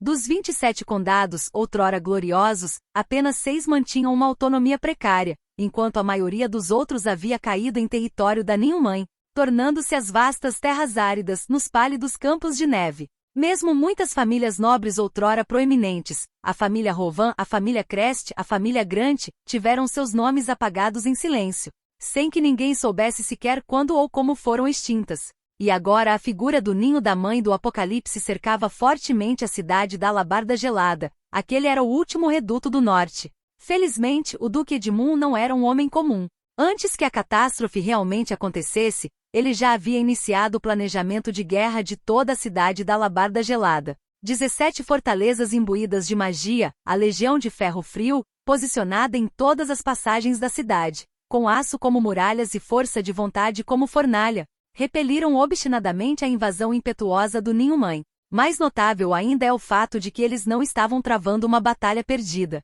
A Legião de Ferro Frio, em uma postura de defesa desesperada, resistiu aos jurados da neve transformados em cadáveres de insetos, gradualmente encontrando o ritmo do Ninho-Mãe e quebrando sua estrutura de ataque em enxame. Agora a Legião de Ferro Frio daquela cidade estava envolvida em uma intensa disputa com os cadáveres de insetos, e embora o custo fosse alto, ela ainda se mantinha firme, mas o tempo estava desgastando a todos, provavelmente não conseguiriam aguentar por mais de alguns meses. O verdadeiro ponto de virada, no entanto, ocorreu no sul. A legião mais poderosa do Império, a Legião Sangue de Dragão, partiu totalmente equipada. Aquela força colossal, onde até os cavaleiros de menor patente eram considerados de alta patente.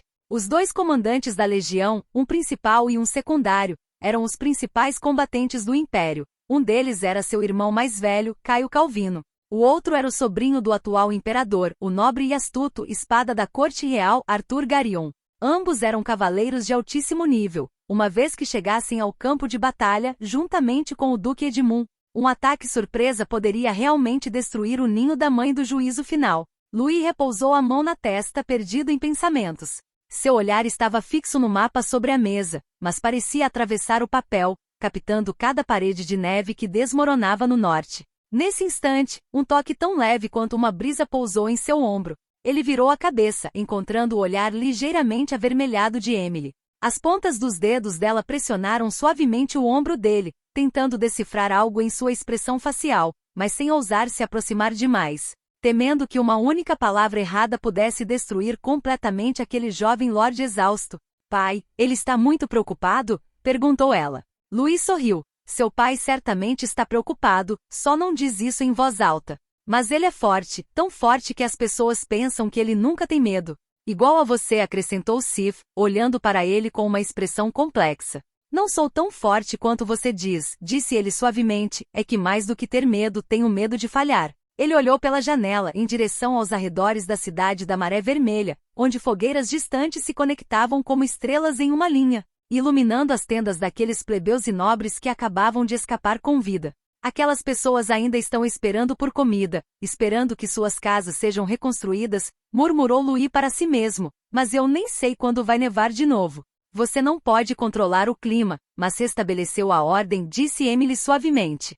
Você não é um deus, mas os deixa viver, acrescentou Sif. Naquele instante, a densa noite de inverno pareceu dissipar-se suavemente com a presença daquelas duas mulheres. Fim do vídeo. Para acesso antecipado à continuação dos vídeos, ou para incentivar o canal, vire membro. Muito obrigado.